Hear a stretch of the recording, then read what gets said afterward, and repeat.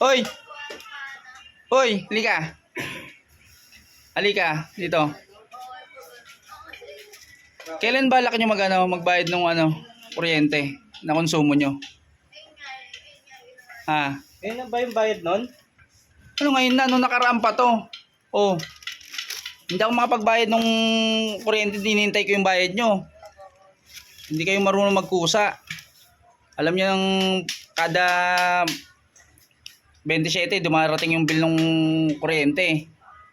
Kailan balak nyo magbayad? Kaya pala biglang nawalan ako ng kuryente dun. So tinanggal mo pala yung Natural, bakit hindi ko tatanggalin yung hindi kayo nagbabayad? Magbibigay ako sila, baka pwede ako makiusap. Pwede makiusap ang tagal na yan. Madadama yung namin yan, mapuputulan kami yan. Kayo na nga lang nakikikabit hindi kayo marunong magkusa. Hindi ko naman sinasadya na hindi makapagbigay. Ngayon ko lang kasi nakita to, ngayon mo lang sinabi eh.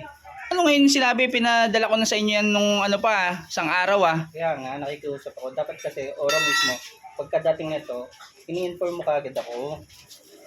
Ini-inform kailangan na nga bayaran yan lagpas-lagpas due date na yan Bakit hindi ba't hindi kayo magbigay para mabayaran na yan? Sige, gagawin ko ng paraan. Magbibigay naman ako basta ikabit mo lang kasi may mga bata din doon sa bahay ba.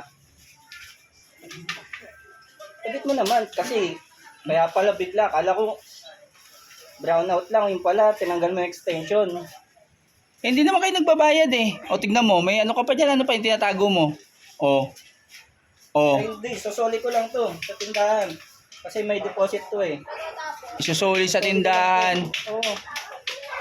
Suli ko lang to. Ganyan may kayo, may pambili kayo ng tapos wala kayong pambayad ng kuryente. Kayo nang nakikabit Susuli ko lang yun kasi nga may deposit yun. Isusuli pero tinatago mo sa damit mo. Hindi ka mapakiusapan. Isusuli pero nakatago dyan sa damit mo. Ang galing rin ng diskarte mo no? Tapos hindi ka pa nabili dito para hindi ka masingil dito sa kuryente nyo. Pag hindi nyo binayaran to, hindi ko na kayo papakabitin.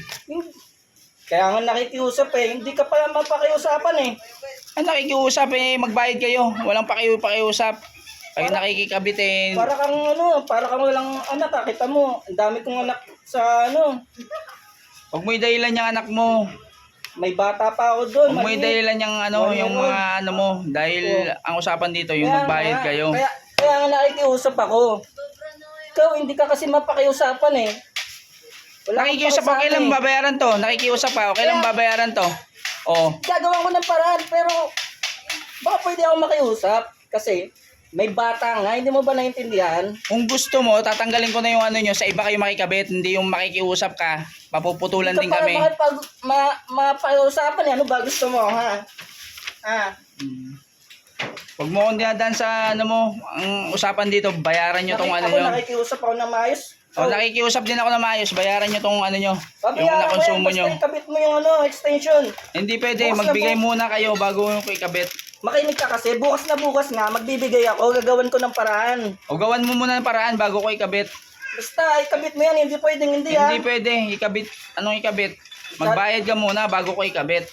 Ikaw yung kapitbahay na walang pakisama dito Walang pakisama. Nung nakikikabit kayo, nakikiusap pa na maayos, ngayong bayaran na Galing mo. Bakit? Sinasadya ko ba magkaroon ng problema?